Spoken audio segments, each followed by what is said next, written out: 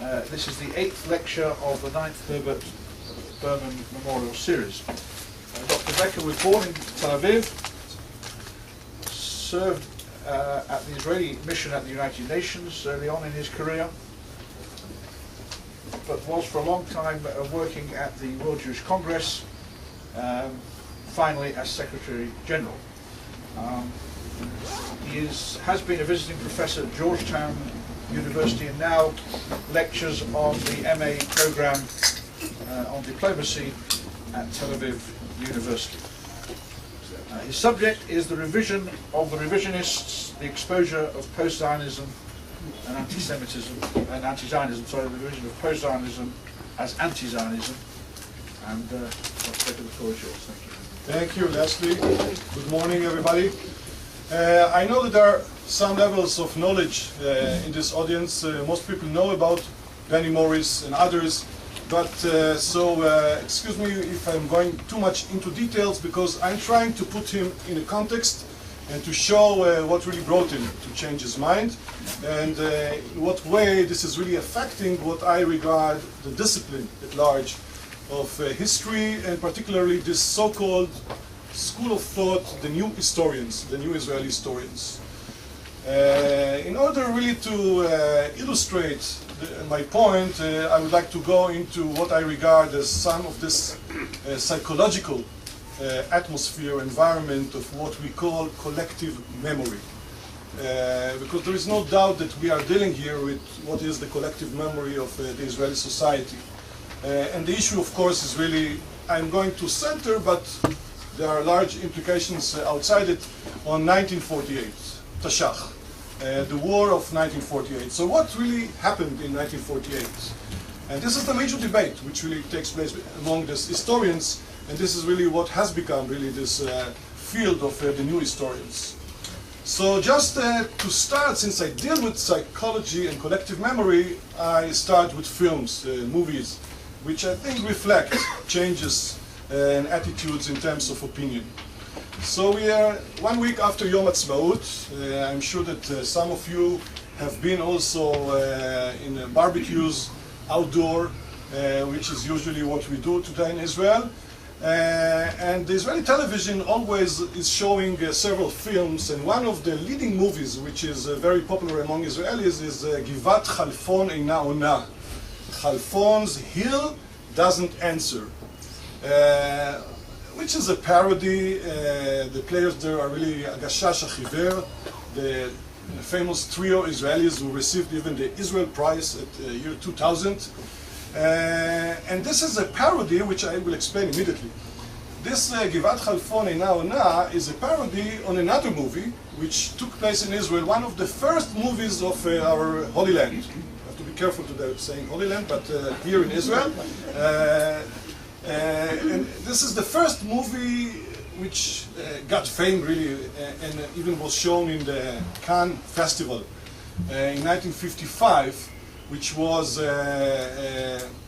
Hill 24 Doesn't Answer. Those of you who know a little bit the history of Tashach, there were these few outposts, Mishlatim, all over to the way to Jerusalem, and there were really serious battles all over. There was no such a thing as 24 Hill, but this was really sort of an icon, a sort of illustration, really what happened there. And you can see from these two movies really the changing collective memory.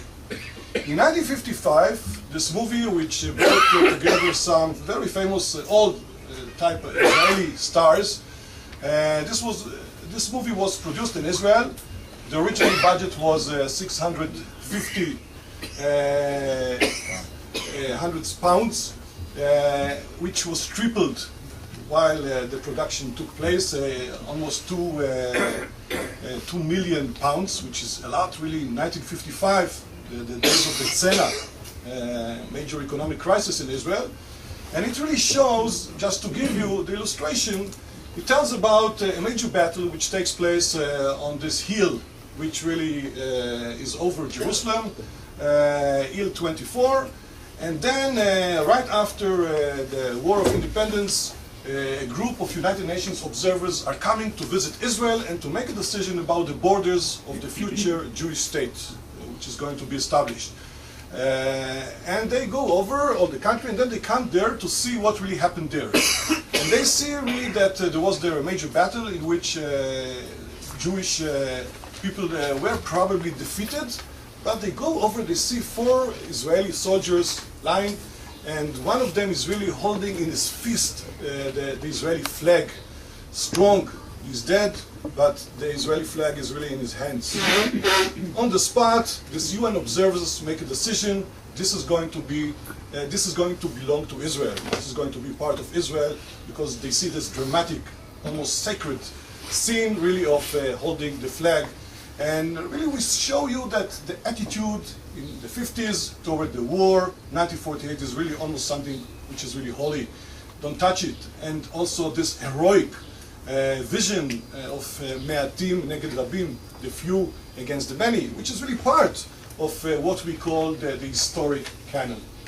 These new historians, of course, they are trying really to challenge this historic canon of what they call the official version of history of the Israeli establishment, and they try really to blame, as a matter of fact, that Israel was born in a sin, and therefore immediately they go into delegitimization of the state of Israel.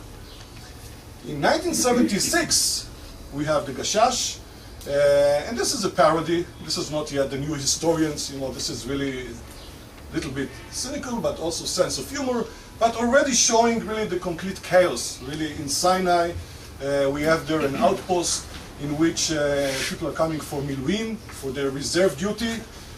It's completely a joke, the way it is handled, the way they talk to each other there. Not really a serious, also a little bit what we call in Hebrew a Burekas movie. Yeah, it's a sort of kitsch, not really high standards, but those of you who know Gashashim, they're great, and everybody is really maintaining their lines really as part of the Israeli day-to-day Hebrew speaking. So at some point there, there is a colonel who comes to visit this outpost, which is really in the middle of Sinai, 1976. It's after the Yom Kippur War. There is a little bit really, the moral is really down among Israel about Sinai and about their future, but they're still maintaining those outposts. So the colonel comes there to the group, and he asks them, and here the Gashash really replies, he asks them, what are you going to do if the Egyptians are going to attack you and fire upon you? So first of all, one of the Gashashim says, come on, you are crazy, in this hot weather, in this Hamsin, they will come here and attack us. And then the other one, he asks him again, what are you going to do? So he tells him, we are going to do the same thing that we did in 67. So we ask him, oh, what did you do in 67? The same thing that we did in 56. So he's asking, what did you do in 56? So he tells him the same thing that we did in 48. So now tell me exactly, what did you do in 48? So he tells him, come on, you want me to remember 30 years ago? So here we have already a little bit differences, and this is the debate. What did Israel in 1948? This is really the serious debate, which is the major focus of the new historians. Of course, the new historians go backward and upward, and one of their, of course, arguments is really blaming Israel for the lack of peace in the Middle East, but they center about 48. Who are they? Who are these people who are part of these new historians? Let me tell you also something from my own experience. I am coming back here after 2 years as a visiting professor at Georgetown University. This group of new historians is not longer really a fringe among in the academy. Sometimes we used to dismiss them. They're not serious, they are building really false facts, they're not really providing the right context of history. Today this is the mainstream. Today this is the mainstream in the textbooks which are really provided to the major courses which are taught at American universities and of course in Europe. And you will see immediately, these new historians, you have a variety of them. You have people like Benny Morris, which I'm going to say and elaborate on him more. You have people like Tom Segev, who was really a bestseller all over in the United States, and today is quoted everywhere, about 48. You have Avi Schleim, who speaks about, his famous book is really The Iron Wall. And then we have, of course, Benny Morris, and we have Ilan Pappé, who is really today a self-declared anti-Zionist, but is already quoted all over, and is today one of the major speakers when it comes to the history of 48, and of course to the issue of the Palestinian refugees. So what are they saying? What are the major arguments of this group? Here you have the two books. This is on the left you have the book by Benny Morris. On the right, this one. And I will tell immediately a little bit about the man and his upbringing and also the changes in his attitude. This is Simcha Flappin, and he really provides this approach that Israel was born in a scene. Israel was born only because it really drove out the Palestinians from the areas. So what are really the major arguments of this group? You have here in a nutshell, and I will explain it and I will elaborate. First of all, there is this issue regarding Britain. What were the relations between the Yishuv and Great Britain? Avi Schleim, more than the others, speaks about a conspiracy. Everything was planned between the Yishuv and the British. The British were really behind Israel, they helped Israel, and they really betrayed the Palestinians. And we see later really what are the historic facts as we read it. Avi Schleim even goes further and speaks about the conspiracy between Israel and then the Yishuv and King Abdullah. These famous meetings between Golda Meir, as if there was really a secret agreement that at some point during the war, Israel would let Transjordan in those days take over the West Bank, and this is why they were not attacked as the Egyptians were attacked, etc., etc. So this was part of this big conspiracy. While the official line and also the other historians really say clearly that Great Britain, on a variety of occasions, the white papers, the fight against the immigrants, Mapilim, and also during the war, they were really more collaborating with the Arabs, and of course not really defending and trying really to help Israel. The second point is really the refugees, and this is really a major issue today. This is really the main, I think, point of accusation against Israel, that there was really a conspiracy or a very detailed strategic plan to get rid of as much as possible Arabs, and everything was planned, and this was not just a matter of transfer policy, but rather really a well-planned strategy really to take all these Arabs and clean them, and this is what Ilan Pappé comes with, is the ethnic cleansing of Palestine. Of course, the official version says that there was a battle, there was a civil war, then there was a major war of 7 armies against the Yishuv, and this war was really fought in every single city, village, the roads of Jerusalem, and as part of it there were really groups which really were running away on their own initiative, and there were some instances in which there was really an attempt really to clean the area when there was really this fighting, which, to remind you, the War of Independence, we say 1948, but it started immediately after the partition resolution 1947. It was 18 months of a war, which was really civil war in the very heart of residential areas in Israel in those days. Then we have, of course, the argument which is also very central, which brings me also to these movies. The issue of Me'atim Neged Rabim, the balance of forces. What was the balance of forces? Again, the official version, the historic canon, although let me tell you, there is no such a thing as an historic official version of the history of 48. There is no such a thing. From the very beginning, and you know it very well, we live in Israel. You have many people who are coming from our own society and criticizing the policies of Israel. Already in the early 1950s and immediately after, there were historians, other people who came up with different kind of stories. So, and there was not such a thing really as something which was really taught from above, organized by the Ministry of Education. So here again, coming all these new historians and are saying it wasn't really so heroic. The Haganah and later the IDF were really well trained, well established. They had the power, they had even more firepower than the Arabs.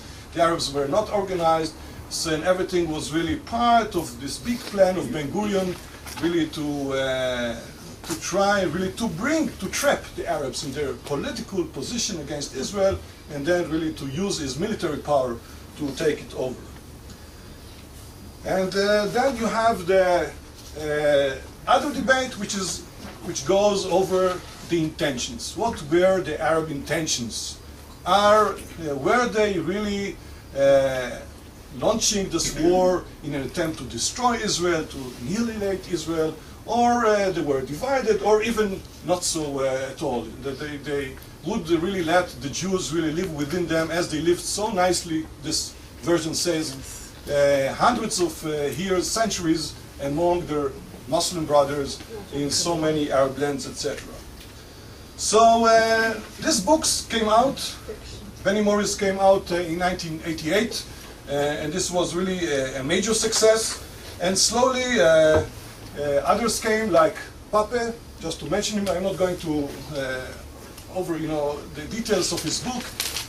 You can see that today is really a celebrity in campuses, and he comes really there and as a self-declared anti-Zionist, speaks about ethnic cleansing, and is really quoted all over by Palestinians, by Arabs, and by American professors and others.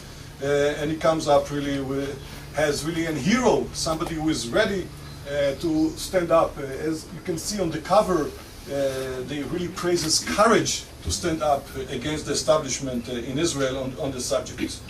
Out of this, we are coming to another area which is becoming today very central, and this is also part of a more, I would say, intellectual atmosphere today in the world, particularly in the Western world. We don't speak anymore about history and facts. We speak on what we call narratives. Postmodernism really tells us that you cannot have really one historical version, because it really depends on what people feel, what people think. Facts are no longer really important, and this is why always, and this is at best, when you enter a course in Middle East Studies or in history at American University, at least you get the two narratives. You have a clash between narratives. You have a Palestinian narrative, you have an Israeli narrative, and they leave you with so many question marks after you finish your studies. And the Palestinian narrative that is really that what is really the Israeli independence is our Nakba, is our catastrophe, our disaster. And this is why we are really fighting really to change really what happened in those days. What I'm trying to say is that this is not just a matter of ivory towers, of academia. This is something which really has penetrated deeply into, first and foremost, to our own psyche, I mean the Israeli society. I will give you just a few examples, I don't have the time. Take, for instance, the famous series on television, Tkuma, which were shown in Israel when Israel was celebrating 50 years of its independence on television, on the Israeli official television, which really already showed these aspects of Nakba and the Palestinian narrative, and also starting also to accuse, to blame Israel for this kind of ethnic cleansing against the Palestinians. Take, for instance, the changes which were done and not really yet revised by the Israeli Ministry of Education. Today, the history books, which are provided to the 9th grade and also later in high school, were revised, and they have this Palestinian narrative as, again, once against other, showing, here you have a version, here you have a version, and really make up your mind, really what is right and what is wrong. But more than that, and I think this is very critical, this approach by the new historians really entered really the stage of the peace process. And they have become really part and parcel really of the negotiations, and they're affecting very much what we call the parameters of peace. Till then, I think that the focus of negotiations between Israel and the Arabs was really the issue, the famous debate about territories for peace. There is a debate about territories, there is a debate about the borders, there is this 242 resolution of the Security Council. There's one interpretation, another interpretation. Let's try and resolve it. And as much as Israel is going to give territories, as much Israel will get peace, etc. Today, many of the negotiations and also the opinion makers which are writing about it, and the approach of the Palestinians and the Arabs is really that negotiations today are really to try really to revise the wrongs of 1948. We have the refugees. Today, you know, it's obvious to everybody that this is an issue, the right of return.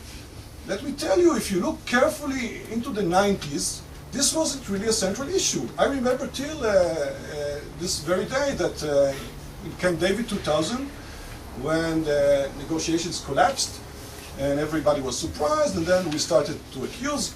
One was accusing the Palestinians, the other was accusing Ehud Barak, and others. People from the left, strong leftists in Israel, including Yossi Sarid and others, were really shocked that the Palestinians really were demanding a full-fledged right of return for the refugees. They say, of course, this is something which we are not going to allow. This is really the end of the Jewish state. Because this wasn't really in the awareness of so many people. What I'm trying to show you that here we deal with an issue which I call it really the major gap between historic awareness and historic knowledge. At the moment that you have this new awareness, you have different kind of interpretation to historic facts. So the knowledge sometimes here, and this is the real issue here of collective memory when it comes really to this debate between the Palestinians and Israel.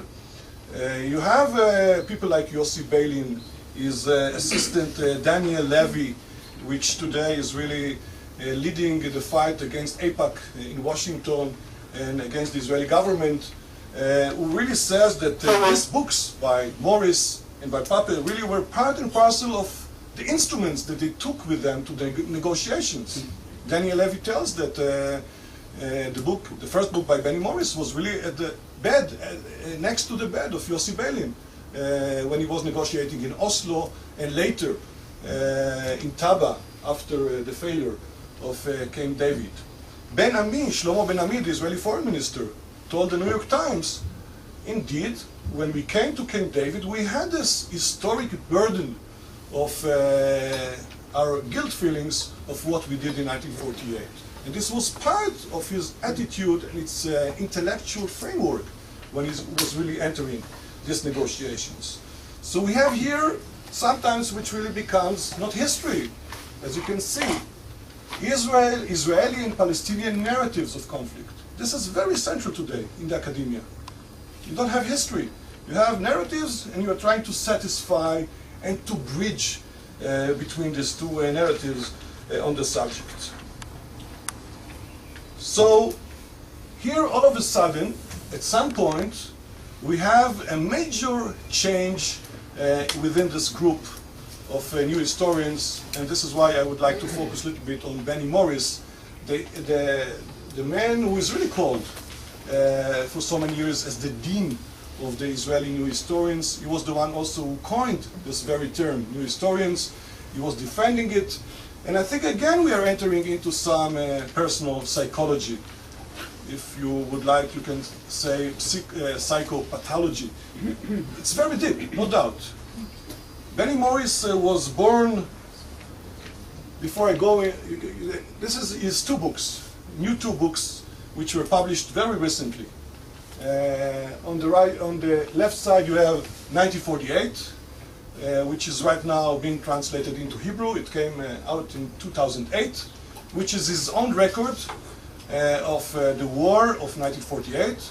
And here you have, I think, a major departure, a major, what we would call a chazara b'tshuva of what he did in his early books, he doesn't say it. Boris doesn't have the grace to tell us that I was wrong in my book. But if you read it carefully, it does it really so clearly and so dramatically, which to some extent I would say, in terms of this discipline, history, it makes, I think, complete joke, the whole discipline. If you can really write within this framework of 20 years to change completely your interpretation and your conclusion about facts of history. What is history today? Is it really science? Is it really something else? Or again, is it really collective memory? Yeah, Story. Yeah, narrative. But okay, but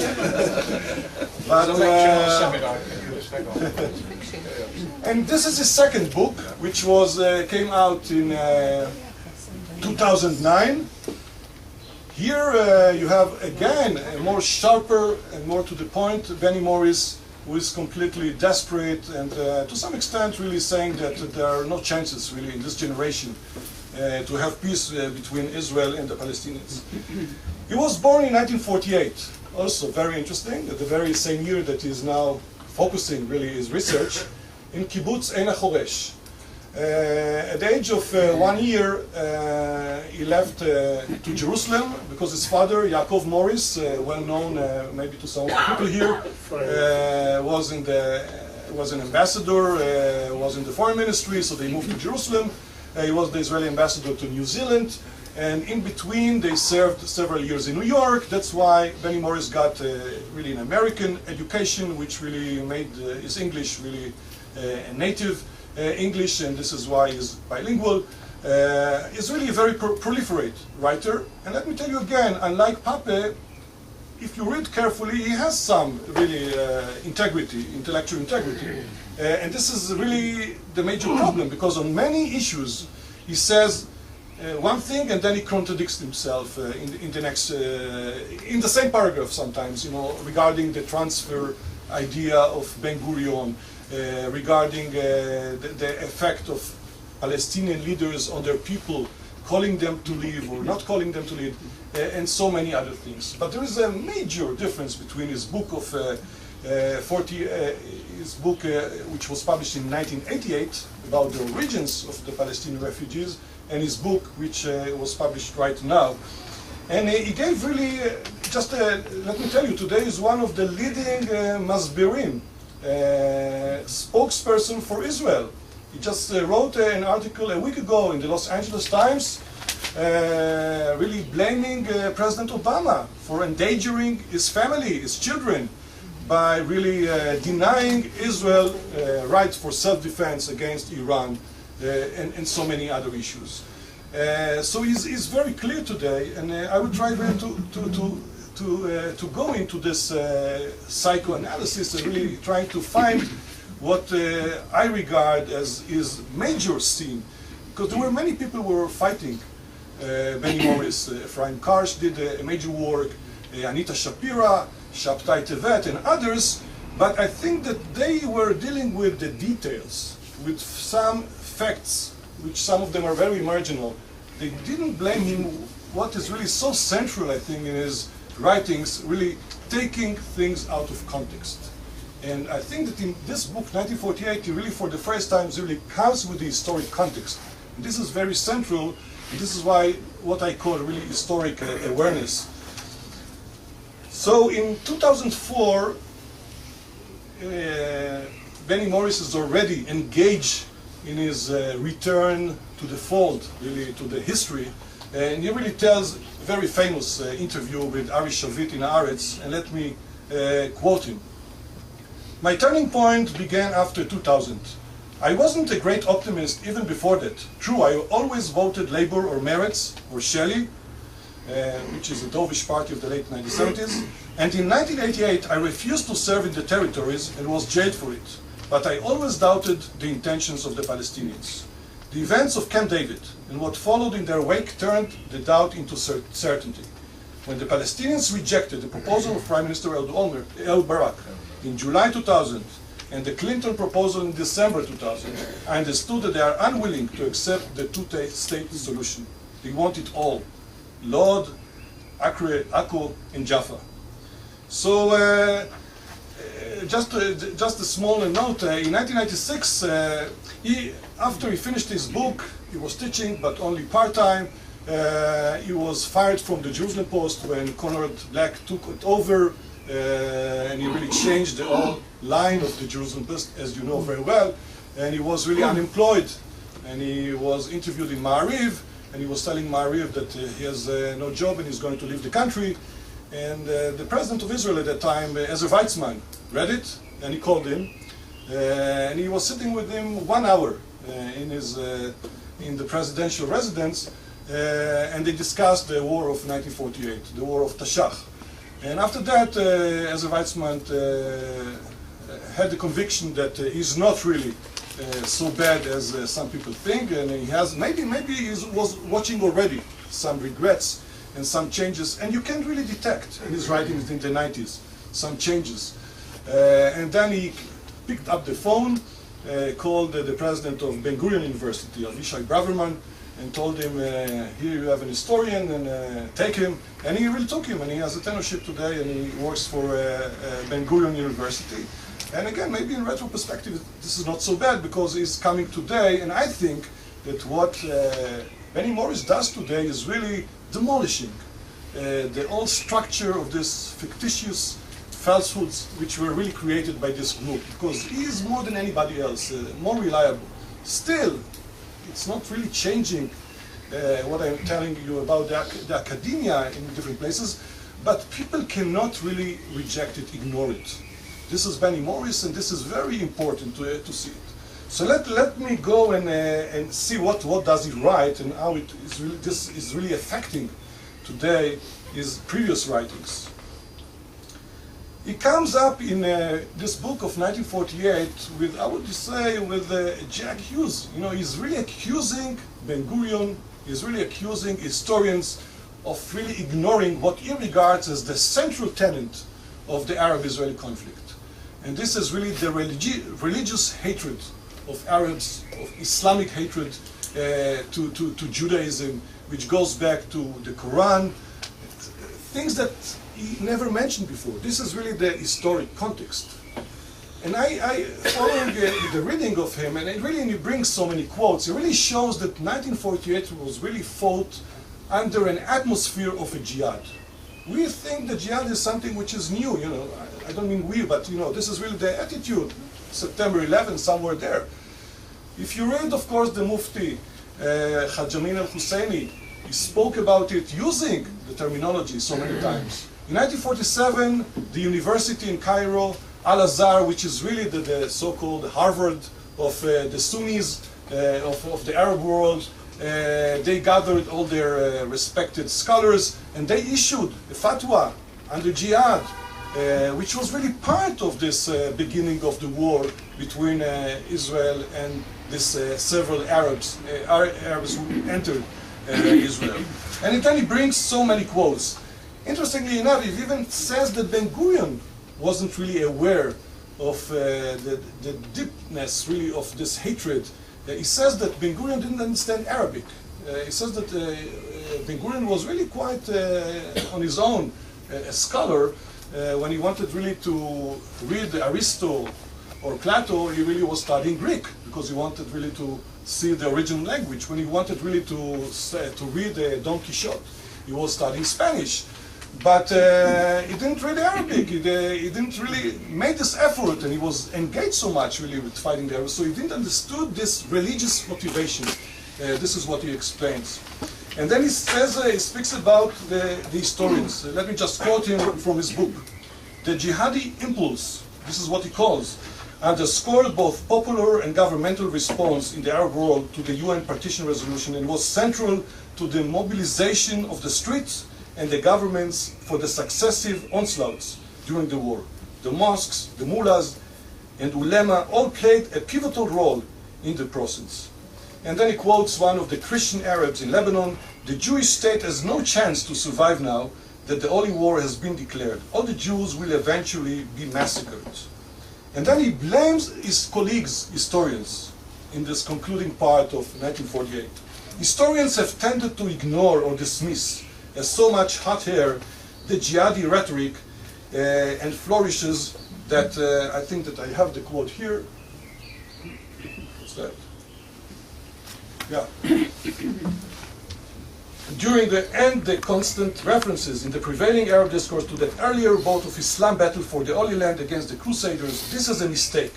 The 1948 war, from the Arabs' perspective, was a war of religion, as if not more than a nationalist war of a territory, a holy war, divinely ordained, etc. This is the context. And here it comes up really with completely different version of history. After establishing the context, by the way, it doesn't do it really so systematically in the book. It does it, and this is again, you can see that the guy is really now in a new phase of his intellectual upbringing. So he has it mainly in the concluding part, but already in some places in the book, he really is making already these changes, and it comes up, you know, with completely different version of history. And also, let me say a word about the issue of transfer.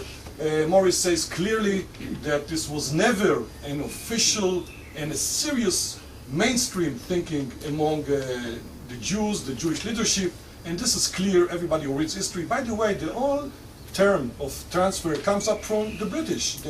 This is the Peel Commission in 1937, and again, we have to think about the historic context. We are in the 1930s of the 20th century, where there were so many exchanges of population as a result of a previous war, and of course after World War II, this was not regarded in those days of colonialism, where diplomats were really drawing the maps of states and really changing nationalities. There was no such a thing as an Arab nationality in those days yet clearly defined.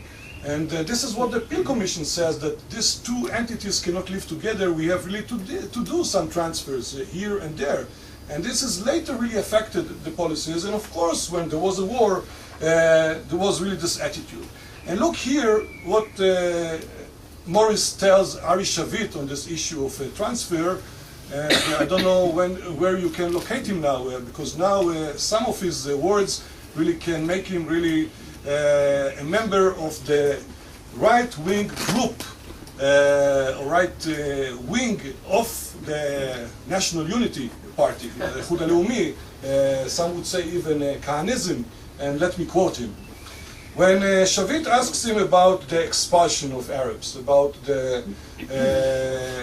responsibility of Israel, so he explains, and let me quote, "You have to put things in proportion. These are small war crimes. All told, if we take all the massacres and all the executions of 1948, we come to about 800 who were killed. In comparison to the massacres that were perpetrated in Bosnia, this is peanuts. In comparison to the massacres the Russians perpetrated against the Germans at Stalingrad, that's chicken feet." By the way, he said in Hebrew, this is pichivkes. You know, I don't know, in English, Aretz really wrote chicken feet. Okay, pichivkes. When you take into account that there was a bloody civil war here, and that we lost an entire 1% of the population, yeah, 6,000 out of 600,000 here in the Yishuv, you find that we behaved very well. The same thing goes also to the issue of the balance of forces. Again, if you have an insight, if you come up with the book today, of course you can say that, analyzing several battles, you can see that the Haganah was better and later the IDF.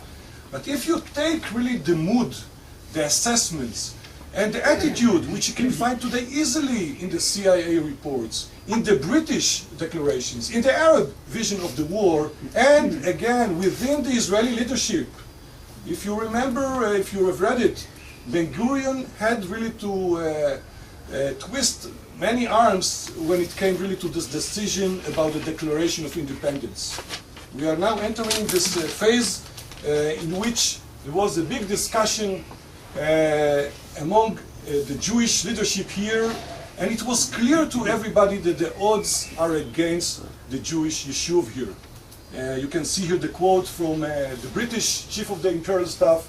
In the long run, the Jews would not be able to cope and would be thrown out of Palestine unless they came to terms with the Arabs. The CIA, if war breaks between the newborn Jewish state and the Arab states, the Arab would win As you recall well, Secretary of State George Marshall was relying on these reports and told President Truman, don't recognize this new state, they're going to be defeated, and we are going really to be completely embarrassed. Why are you engaged really with the Zionists, really in trying really to support the establishment of the Jewish state? I think that one of the best issues that can really reflect this terrible mood in which the Yishuv was really under this feeling on the very eve of the declaration of state is really the battle in Gush Etzion. And I know that some people are coming from this area, which I think really is a major symbol in my mind really to this context of 1948. If we want to understand the context of 48, we have to look for Gush Etzion and to understand it. Why? Because there we had this balance of forces of few against many, because there we had really a major impact on the leadership of the Yishuv, because it was in the very week that the state of Israel was established. As you know, the Yom HaZikaron that we have, the Memorial Day that we have on the eve of Yom HaTzmaut, is really the day of the slaughter, of the massacre in Gush Etzion. And Ben Gurion and his people were sitting in those days drafting the declaration, some of them really trying, including calls coming from New York, stop it, don't do it, because we are going to be defeated, delay it. So this is the context. Here you have, on the left you have the Gush Etzion, which was really a major defeat, and this was by the Jordanian Legion. Again, the first accusation that this was a conspiracy between Britain, the Jews, Transjordan, and the Jews. Here we can see, those who know the story of Gush Etzion, the British on several occasions were called really to help. They didn't come. They provided the Legion with the best arms. It was the best trained army in the area, and they really defeated the Gush. And the mood was really a mood of desperation among the leadership. Those who sat in Tel Aviv and had to make the decision. At the beginning, as you know, Ben Gurion didn't have the majority in the Moetzet Am Zmanit, in the temporary leadership of the Yishuv, and he had really to convince them and then really to fight against them. And at the moment that this was signed on Friday, 14th of May, 1948, the Gush was really, this was the last day after the defeat, and they were really taking hostages in those days. Here you have the siege over Jerusalem. The Gush was really deliberately maintaining his outpost, which was really without any balance of forces, just because serving the way to Jerusalem and to defend Jerusalem, which was under siege. And the UN partition resolution and the discussions in the UN later on this week is really the week that the United States, together with Britain, were trying to convince the United Nations to back away from the partition resolution and to return the mandate really to the United Nations and not to allow and let me go into my concluding remarks. Amazing as it is, again, out of context, here Benny Morris, in his concluding part, brings also another issue, which I think is the major rebuttal that we have on the issue of the Palestinian refugees, and this is the story of the Jewish refugees. I have here my friend, Tzvika Bai.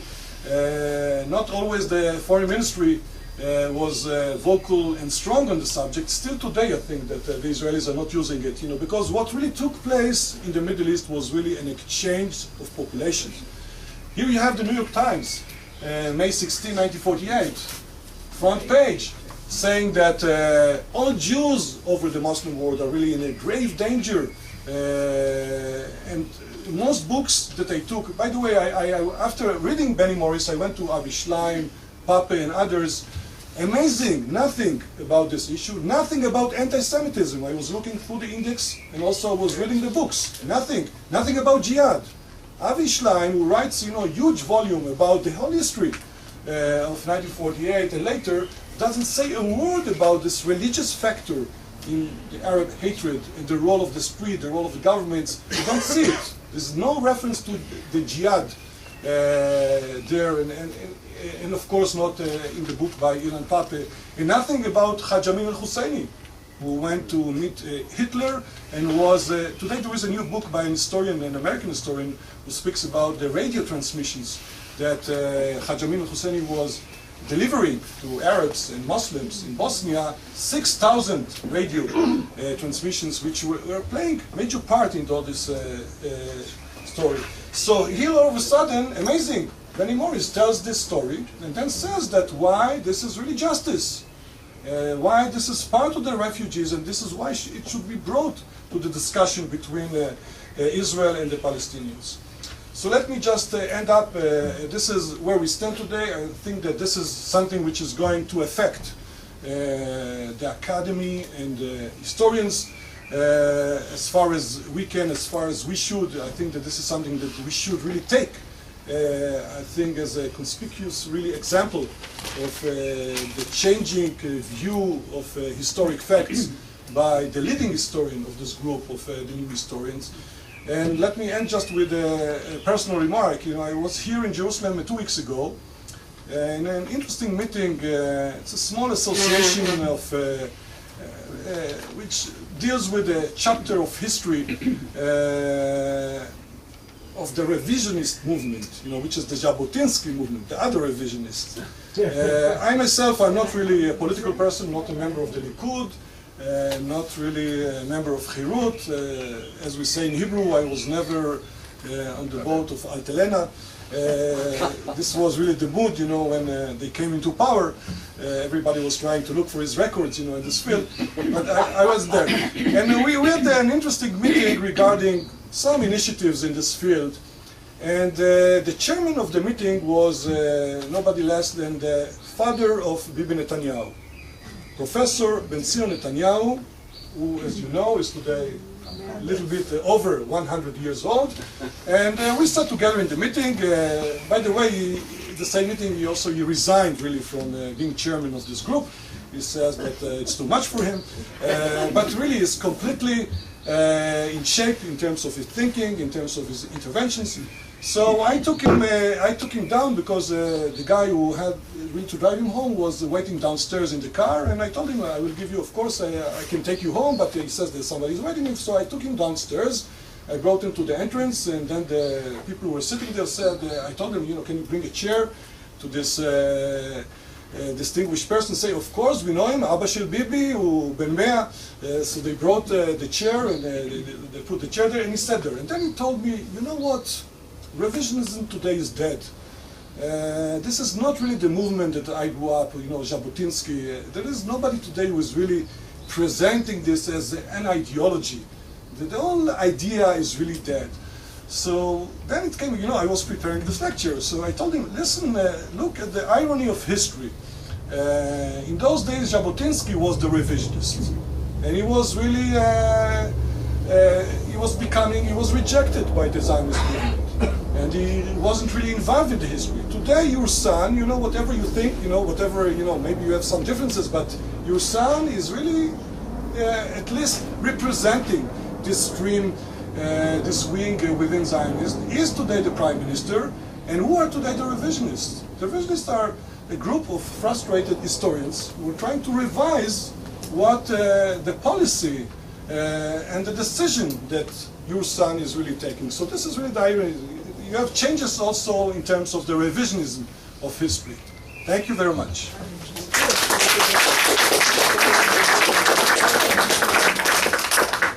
Thank you very much, Avi. Right, we'll take questions. Normally we try and take 3 at a time. And Thomas is walking around with the... can you say who you are as well when you speak out? I've got the other 2. Thank you, Dr. Beker. Excellent. My name is Artie Geldman. I live in Efrat, which is part of Gush Etzion, which I'm very proud. It's more of a comment than a question, but with your permission. First of all, I very much appreciate and rely on the term narrative, simply because what has happened to history, or the study of history, or the presentation of history in the last X number of years, brings it about, or brings it around to nothing but one narrative versus another narrative. A telling, really, a telling of your perspective, of your version. As far as the new historians, it seems to me that we're dealing, as you pointed out, in many cases with a lot of psychology or social psychology of that group rather than historical facts. What they present and the way they present their versions, their narratives of the Israeli-Palestinian conflict seems to me perhaps less of a shocking revelation than, for example, Holocaust denial. There are people who will walk into this room and argue with us and with a list of facts that long that the Holocaust happened. The same thing with men landing on the moon. It never happened. And they will sit and argue with you from today to tomorrow that it never happened. Therefore, I'm just expressing my frustration in the fact that these people are out there. They're presenting what appears to be to a public, including academicians throughout the world, as you pointed out, cogent, well-based arguments, but at the end, it all comes down to their narrative versus our narrative. Yeah. You know, okay. Gentleman in the front here. Gentleman at the front. Thomas, go to the front first and I'll go to the back. You wanted a comment? No, I will. take three. Yeah, we'll collect Three at a time. Okay, if I may, a question, a comment, and a question from the comment. Question, Benny Morris was very instrumental in revealing mass, and I'll allow myself the word, genocidal massacres that we committed during the War of Independence, like at Lod. Has he retracted that information? Would you, in your judgment, confirm that there were incidents? You gave at one point a remark about the number of unscrupulous killings that we're responsible for, Morris says, amount up to perhaps 800, and comparatively that is far less than full-blown planned genocides, without any question. But are those 800, which incidents really are confirmed by the historians? My statement following the question. We take a great deal of pride in Kol hamatzil nefesh achat ke'ilu. And I'd like to suggest that Kol hamecholel pgi'a hamonit achat harei hu chilel et chayav et chayei amo. I think there's a parallelism. I think it is potentially the greatness of Jewish thought and history to take a stand against even such errors as we have committed, along with, without any question, I have no doubts about our narrative or our justice, but taking responsibility. And I was troubled by your using the 800, or Morris using it, as if to diminish the significance. Not the total significance, but the significance. My last is the question, do you think we would do better, hasbara-wise, intellectually, to acknowledge those events that we were, those negative events, the killing events, we were responsible for, even as we adamantly stand for everything that we are legitimately? Or do you think it's better to go into a totalistic kind of we're good and we don't have anything really to account for? Thank you. One more question. Gentleman at the back on the right, go Thomas, and then I'll ask Avi to do the first response. You say you are, please. Speaker by, thank you very much, Dr. Beker, whom I know him for many years. He has been very active on many issues that we are involved in. I believe that the problem is not with the new historian. The problem is with us, with the leadership of this country since 1994. We neglected to exposing the plan of the Arabs who wanted to destroy Israel. There is no books, there are no articles that anybody published here about the intention of the Arabs who wanted to destroy Israel. This new historian, they were fed by narratives that were here in Israel. They never heard what happened in the Arab countries. The same applies to the Jews from Arab countries. this country has never, until a month ago, I was involved in passing, first time in Israel, a law, 62 years ago after it was established, a law recognizing that 850,000 Jews were forced to leave the Arab countries. How many of you know this fact? How many in Israel they know this fact? And I'm not talking about in the world. Maybe the world they know more about this than in Israel. And so this is, we are blaming the new historian, but this is, the blame is starting with us. This film that you showed, again, this is gives them the incentives to write. And here in Israel, they can find the facts. They don't go to Baghdad to read the transcript of the radio transmission by Hajj Amin Husseini. He was in Baghdad and he was doing that. They don't do that. It's difficult for them. It's easier to go here, to come to this center, to go to university and find some articles that blaming Israel for doing massacres. Thank you very much. Good. I think that really I can combine together these three remarks, questions,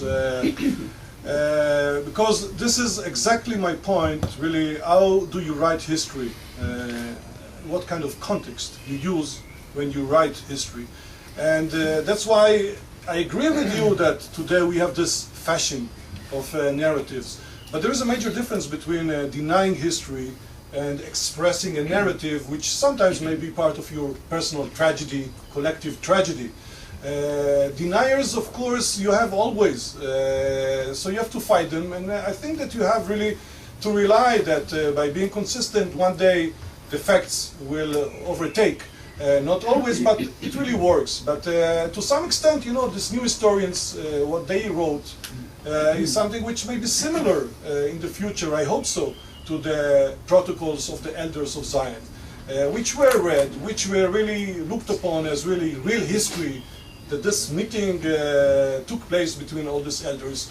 But I think it took some time really for people really to deny it and to fight against it. And narrative is part of a fashion which really is an outcome of this 1990s, after the fall of the Soviet Union, the breaking of the wall, and the feeling that we are, Fukuyama, the end of history.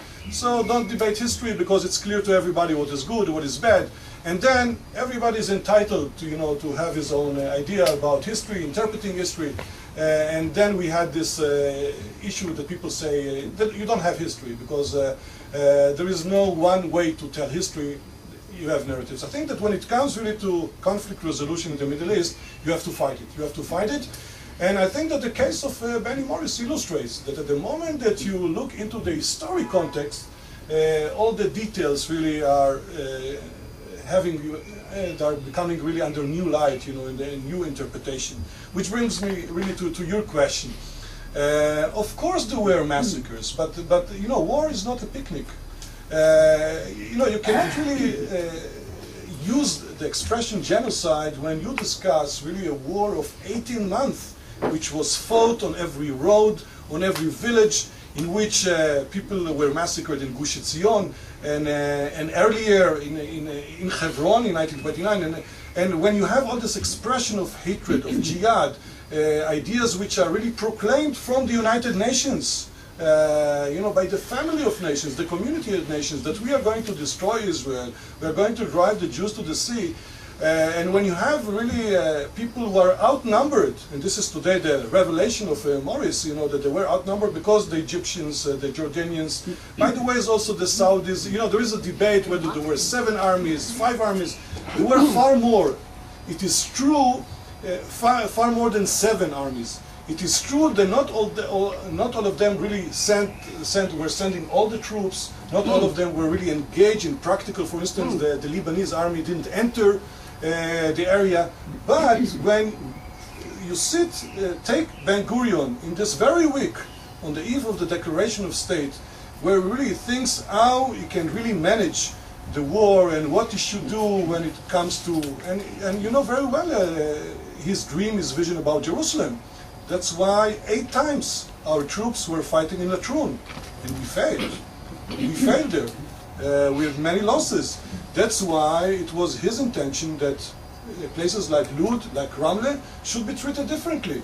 And he said it. This was his own instruction. If there is a resistance, if they are firing on us, don't just engage really in taking it over, but also go into expulsion. This was the famous really debate, regarding transfer, because in those days it wasn't clear to anybody. And again, we are a few years after the Holocaust, and Holocaust survivors who don't even understand the instructions in Hebrew are fighting, as you know very well.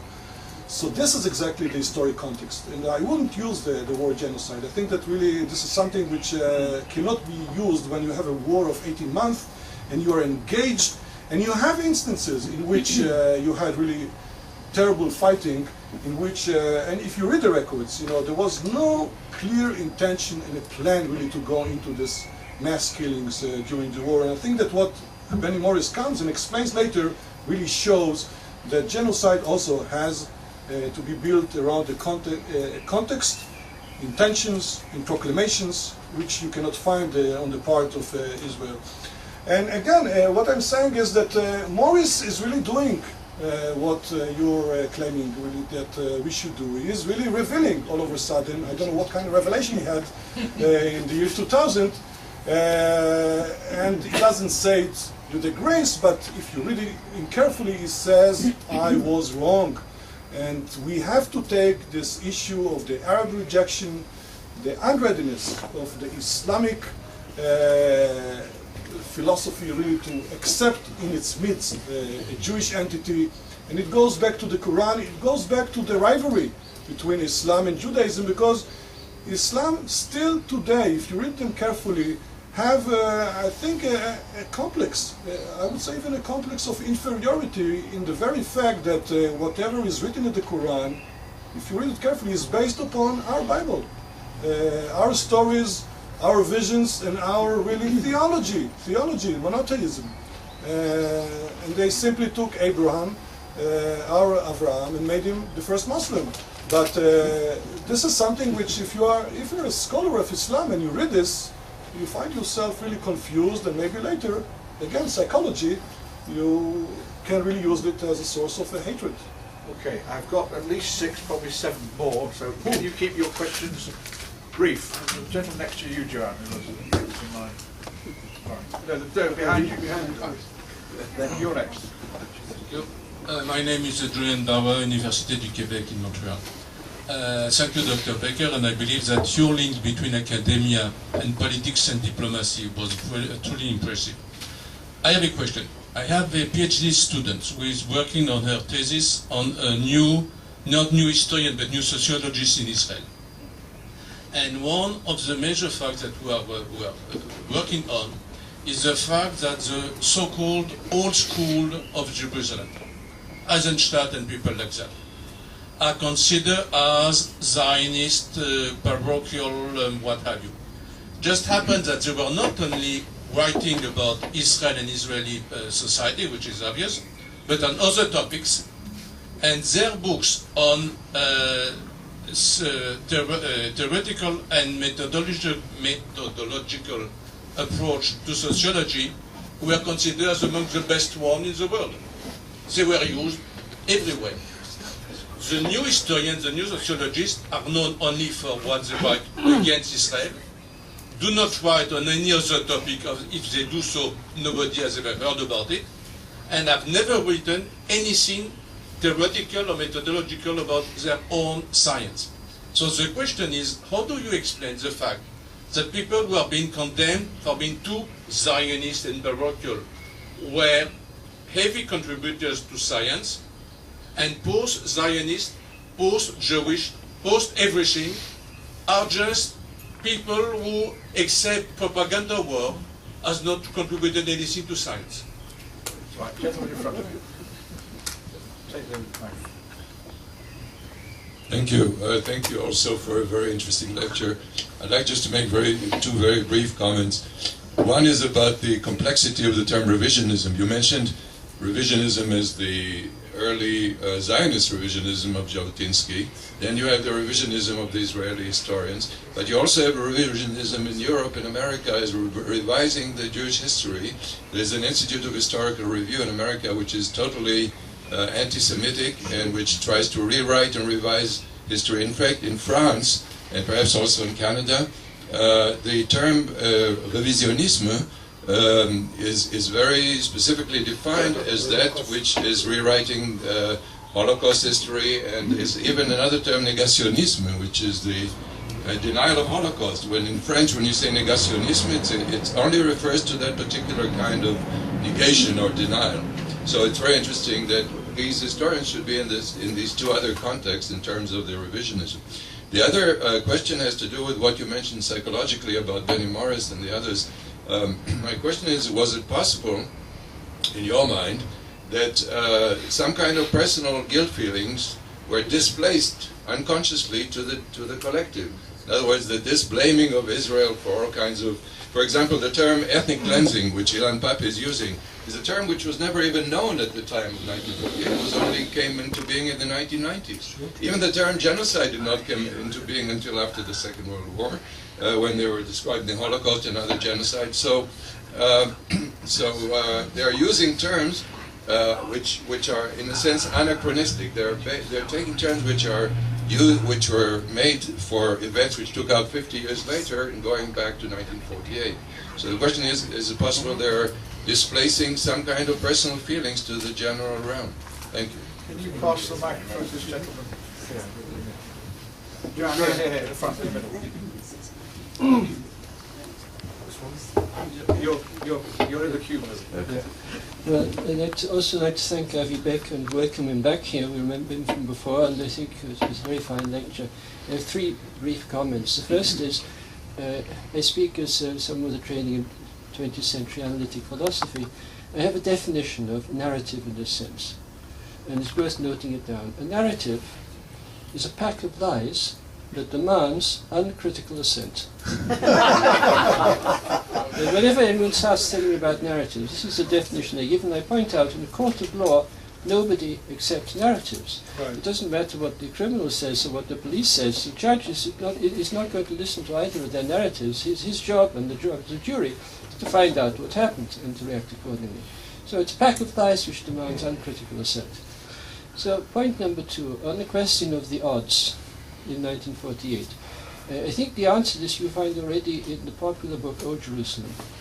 It describes that shortly before, I think, shortly after the United Nations resolution, somebody, I forget who it was, came to Ben Gurion and said, look, as long as the British are here, you are not going to have arms, because the British controlling it. The day that they go, you will have to face or you will have to face Arab armies. And the answer is very simple.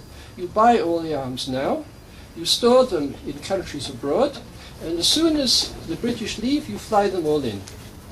And Ben Gurion did this, and he sent Golda Meir to America to collect large sums of money from Jews to pay for these arms, and this is what happened. So, in fact, both in the sense, the estimations of the State Department and so on were correct, that the odds at the beginning were against the Jews, but very soon afterwards, this was largely redressed because they began to get all the arms, and also they were much more effective at mobilizing the civil population, so that by the end of the war they had a much larger and a better armed army. So I think this is the answer.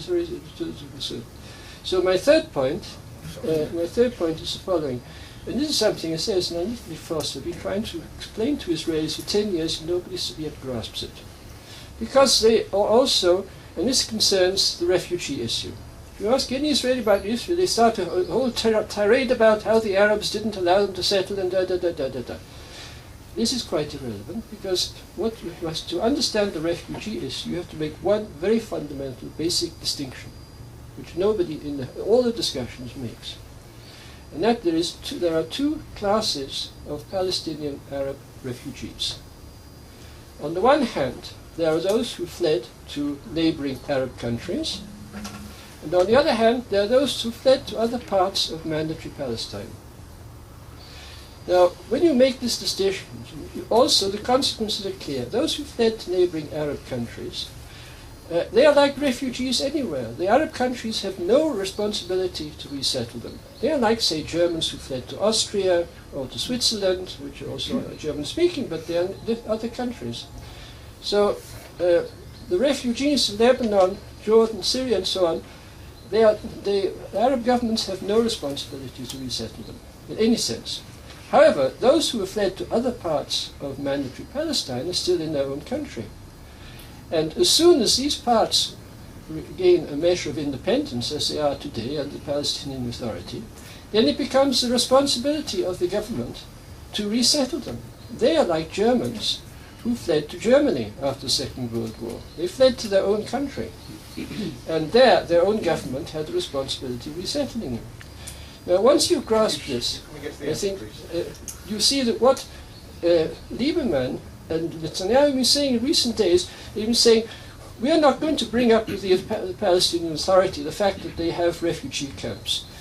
This is precisely what they should be doing. This is how Israel can regain the propaganda initiative by saying the Palestinian Authority forces 40% of its population to live in subhuman conditions. We've got the point. Can we And stop? this we should campaign internationally to change. And then say, No, sorry, you've had enough. instead of talking about No, you've had settlements, enough. you're You've talking had about enough, refugees. Please sit down. Thank you. I mean, yeah, okay. Just my concluding, really, one-liners. We don't have the time to engage more. On the sociologist, you're right. I didn't go too much into defining the terms. As you know, we have new historians, we have post-Zionists. To a very large extent, they are the same. The sociologists are more part of this group.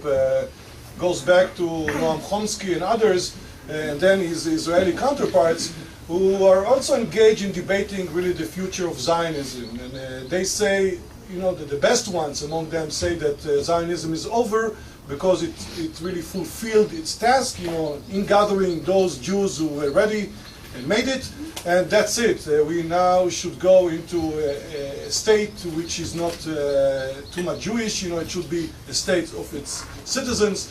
And then you have all these theories which really are also criticizing Zionism and really engaging in their own narrative. But I don't have the time, and your question is the science.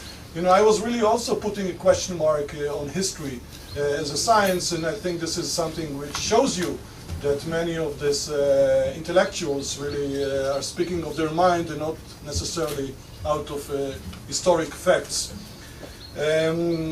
Again, terminology on revisionism, you're completely right. We have different trends of revisionism. We have historians in the United States who were, during the Cold War, were also engaged in revisionism history. We're blaming the United States really for launching the Cold War and all this nuclear arms race against the Soviets. And again, it had really this social expression when so many people in Britain, in Europe, were demonstrating in the streets during the Cold War saying better red than dead. Again, you can see how sometimes interpretations of history are very much linked in the collective psychology. So you're right, but I was showing, I think, the irony in the fact that here we have the revisionists within the Zionist movement, and today, by the way, the historians themselves, they call themselves as also, some of them, not all of them, as revisionists, because they say we are against the official line, against the official canon of history, and this is, they use this terminology of historians. And you were right also that in those days we didn't have yet the terminology of ethnic cleansing, genocide. By the way, genocide was also pushed and very invented as a major instrument of law by a Jew, by a survivor of the Holocaust, Raphael Lemkin. And he was using it, if you read carefully, out of the experience of World War II, which again you cannot really relate and compare with the situation here during the war. Completely different in terms of the historic context. Okay, in terms of arms, again, you are entertaining this advantage of retrospective, when you speak about those days, and you tell me that at the very end of the war, You can prove it that the IDF was better off, better trained, and even had better arms. So again, but this is not the view, this is not the mood during the war. Even in the final stages of the war, there are still uncertainties all over. You can see the debates within the Chief of Staff here in Israel regarding the next move and the next reaction at some point or another. In this very week that I was showing before, the week of Gush Etzion and the declaration by the State of Israel, as you said rightly so, many people, Golda Meir, Teddy Kollek and others were running all over the world shopping for arms. The arms were not yet here. Ben-Gurion tells his people, the ministers, to come in this meeting that we don't have yet the arms. I hope that when we are going to get them, then we will have some firepower, then we will have the ability to sustain. And he doesn't know yet at this point how many Arab troops are going to invade and what kind of equipment they are going to bring from there. Again, Morris in his, Morris A, not Morris B, in his old days, was using the figures of the end of the war, trying to show that the balance of forces was at the very beginning. In his book 1948, you can see that when he go into accountings, he really tells us that in those armies, they had really far more tanks and firepower and ammunition. They didn't bring it, and they were not really as trained, and the morale was not really as good as we know. So again, when you are engaged in a war which is war of existence, and this was really clear, and your enemies are declaring that you are going to be executed, I think that you cannot really come up, with this insight and tell us, you were better off at the very end of the war. And regarding refugees, I don't accept the line that the Arabs are not responsible for the refugees, just the Jordanians or the Palestinians. If you would come here, again, go into the historic context. If you would come here even in the 1930s, not to say before, and you would ask a local Arab here in Israel proper, who are you? He would tell you, I'm an Arab, and many of them would tell you that we are Syrians.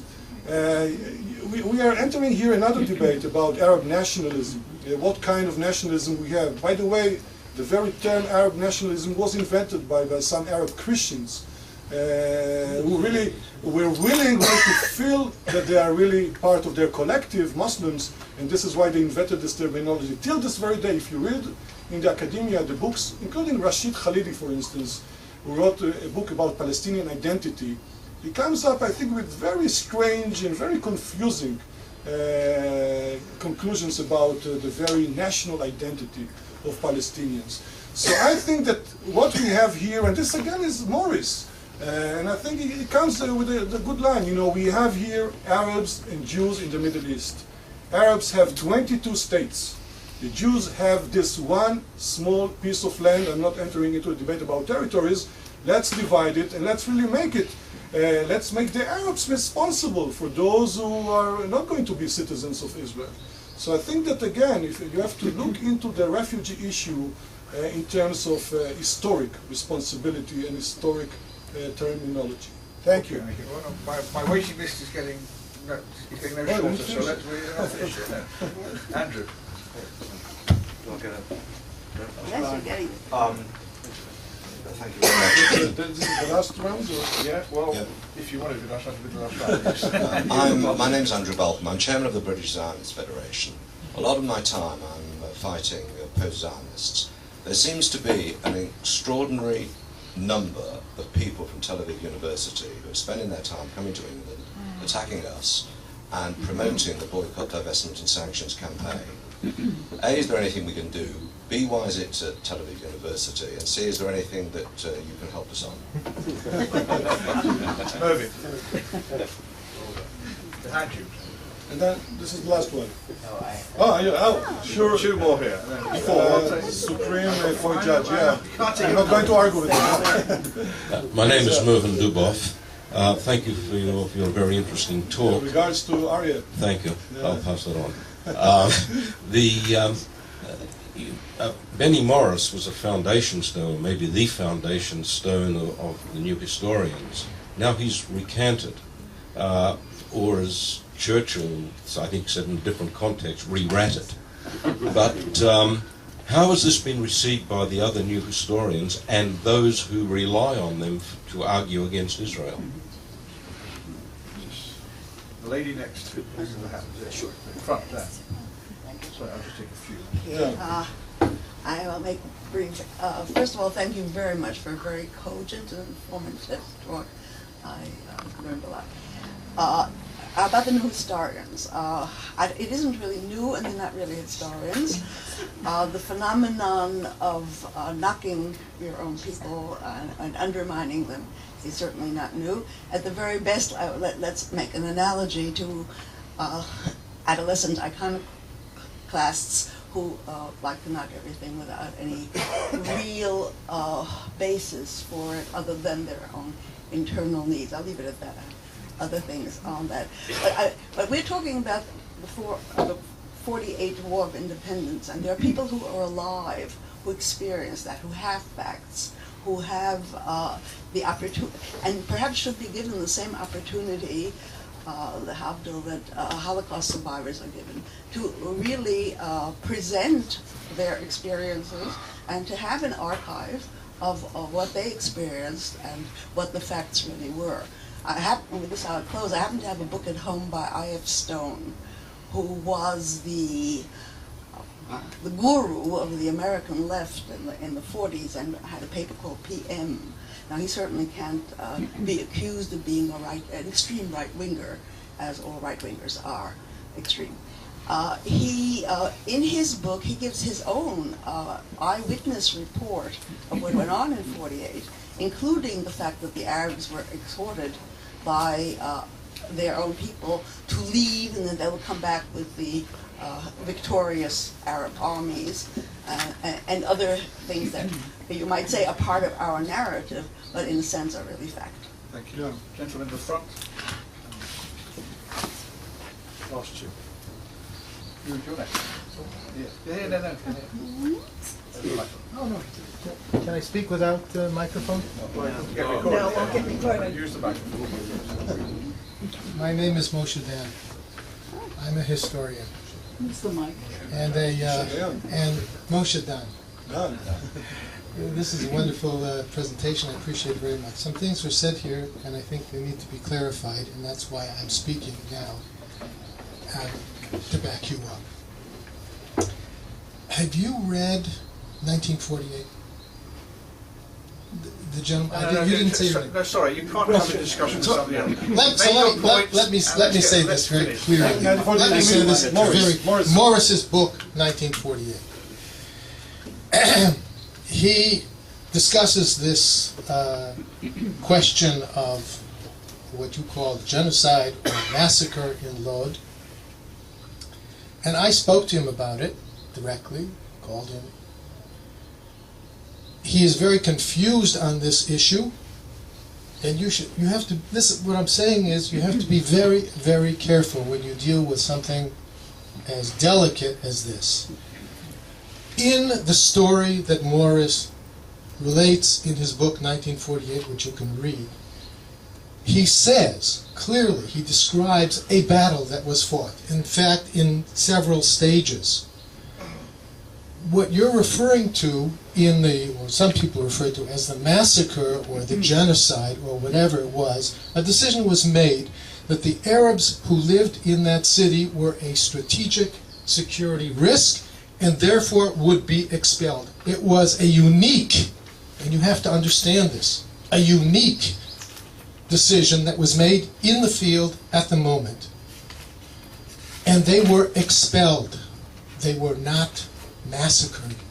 They were expelled. They went to Arab villages. They didn't have water. It was a tough time. I'm not saying that it was, they got on a train and went someplace. But you have to be very careful of what you're talking about. When you're talking about genocide, it means something. And when you're talking about what happened in Lod or what happened in Deir Yassin, it's not that. In Deir Yassin, there was a pitched battle. Jews were killed. So when you talk about a massacre or you talk about genocide, without knowing what's going on, you miss the context, and I think that's what Professor Beker was trying to help us with. There is something very, very clear here. Morris talks about it in his book. You can read it. He has all the facts there. And when I asked him, Benny, but you said this was a massacre, how can you say that? He said to me, I'm sorry, I have to go now. And hung up the phone. We finished. Okay? Last. Okay. No, one more. And then Sure. Yeah. I should also like to thank you very much for your most informative lecture. What I would like to ask you, you described the books and publications of Benny Morris as one of the sort of main historians that you talked about. And you said this here, there, and some contradictions maybe in the development and so on. What I would like to ask you, could you perhaps, just shortly, 1 or 2 sentences, describe, if you look at all this, what he wrote in the past, what he's writing now together, what actually is the final result from this, from the point of view of the present, from the point of view of the future? And do you think that whatever he publishes now it necessitates some kind of reaction by some responsible person? And what actually is the final result if you look at all the things that he has written so far, that he's writing now? Good. Yeah, all yours. Okay. Tel Aviv University. I'm not representing Tel Aviv University. As they say, we have freedom of thinking, in the academia, and everybody is entitled to have his views. You asked the questions. I agree with you. Let me tell you, I'm not really even in a permanent position there because I was most of my career, with the World Jewish Congress and then Georgetown 2 years. But I'm teaching their MA in diplomacy. Students who are really graduate students, and I'm surprised, sometimes I'm even trying to provoke them, and they're okay, there is no clash. There are some opinions, but there is a vivid debate, and I have no restrictions really when it comes really. I'm trying always to show both sides, both narratives. But I'm not always teaching. I'm not teaching really 48 or the history. I'm teaching a course on the United Nations and Jewish diplomacy and war and religion in the Middle East. Then I go into the subjects, and I did the same at Georgetown University. It really depends, I think, also on the way that you are packaging and the way that you are really providing it. There is a group of professors, and you are completely right, who I think really are presenting these facts in a very anti-Israeli, anti-Zionist fashion. Unfortunately, they are very vocal. I don't think that they even represent the majority of professors, even not the establishment of Tel Aviv University. But they, when it comes really to freedom of speech and freedom of opinion, they are really worse, than anybody else. And the students are telling it. And there was really a very interesting story, if you read recently, about a reaction by students that they feel among these professors that if they are going to say something which is different than their interpretations, they're going to be dismissed completely from the class or get, reflection in their marks. So we have to fight them, we have to fight, we have to stand up, and we have really to say what we regard as really justice. Morris today, as you asked, Morris today is a sort of an outcast by many historians and by many universities, but he goes, he travels, and I don't want really to make comment. He's not so impressive when he really speaks, when he really lectures, as he is excellent when he writes. He's a very proliferated writer, and as I told you just last week, he wrote again in the Los Angeles Times. And by the way, and it goes to your question, it didn't really change the facts. He's presenting the same facts in previous books. And this is the fascinating things in reading history, and this is what I was trying to say, this is out of context and context. At the moment that you bring in, he was using facts in his previous books, but they were very selective facts. That's why we say in the court, kol haemet, not half-truth. And this is exactly what really changes the whole balance of historic justice. At the moment that you bring in day by day the Arab incitement, religious incitement, and you treat the balance of forces not really just taking, snap a picture, really photo of the very end of the war, and from this you make a judgment.